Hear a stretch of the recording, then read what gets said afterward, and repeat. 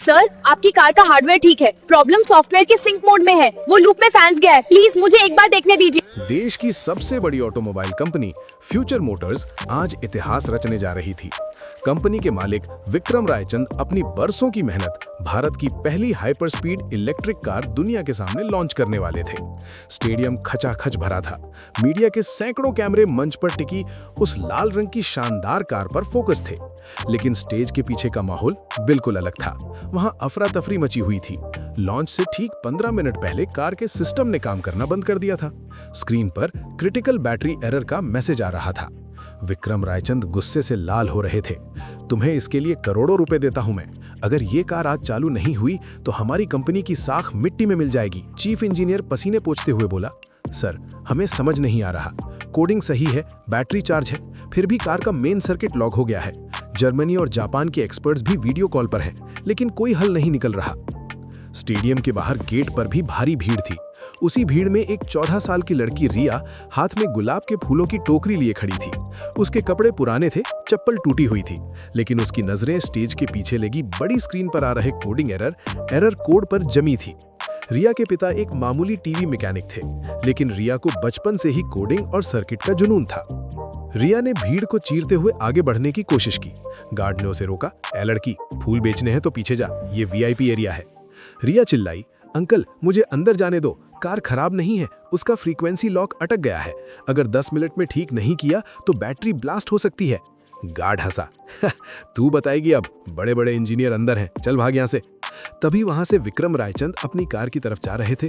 उन्होंने ब्लास्ट शब्द सुना। वे रुके। उन्होंने गार्ड से पूछा, क्या शोर है? रिया ने मौका देखा और जोर से बोली, सर, आपकी कार का हार्डवेयर ठीक है, प्रॉब्लम सॉफ्टवेयर के सिंक मोड में है, वो लूप में फंस गया है, प्लीज मुझे एक बार देखने दीजिए। इंजीनियर जो विक्रम के साथ चल रहे थे हंस पड़े। सर, ये सड़क पर फूल बेचने वाली लड़की है, इसे क्या पता कोडिंग क्या होती है, ये बस पैसे मांगने का तरीका है। विक्रम का दिमाग तनाव में फटने को था। उनके पास खोने के लिए कुछ नहीं बचा था। उन्होंने रिया की आंखों में देखा। वहां डर नहीं, एक अजीब सा आत्मविश्वास था। विक्रम ने घड़ी देखी। लॉन्च में सिर्फ 7 मिनट बचे थे। उन्होंने कहा, आने दो इसे। सब हैरान रह गए। रिया दौड़कर कार के पास पहुंची।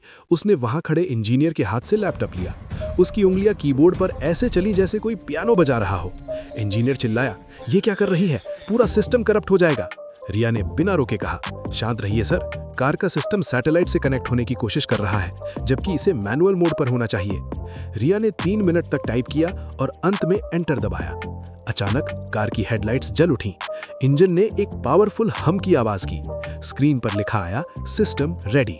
वहां सन्नाटा छा गया। जो काम दुनिया के बड़े एक्सपर्ट्स नहीं कर पाए, वो एक फूल बेचने वाली बच्ची ने 5 मिनट में कर दिया। विक्रम रायचंद हैरान खड़े थे। उन्होंने रिया के कंधे पर हाथ रखा। बेटा, तुमने ये कैसे किया? तुम्हें ये सब किसने सिखाया?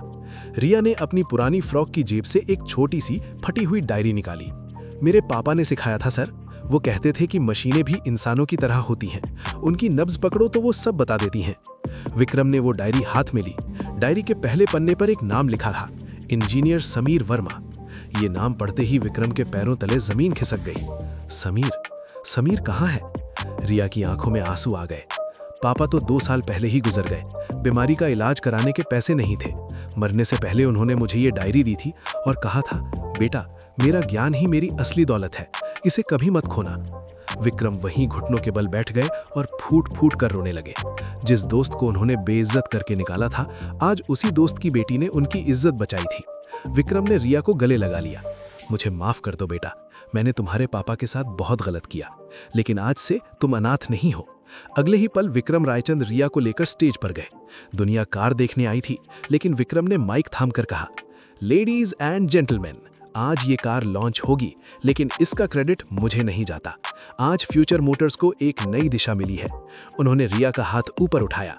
ये मेरी दोस्त की बेटी है और आज से इस कंपनी की चीफ टेक्निकल एडवाइजर और मेरी वारिस। पूरा स्टेडियम तालियों की गड़गड़ाहट से गूंज उठा। रिया, जो कल तक 10 रुपए के फूल बेचने के लिए धक्के खाती थी, आज करोड़ों के साम्राज्य की भविष्य बन चुकी थी। सीख, हुनर किसी की पहचान या अमीरी का मोहताज नहीं होता। कीचड़ में ही कमल खिलता है और कभी-कभी जिसे दुनिया सबसे कमजोर समझती है, वही सबसे बड़ी ताकत बनकर उभरता है। अगर आपको ये कहानी पसंद आई तो मुझे बताएं कि आप और किस तरह की कहानी पढ़ना चाहेंगे।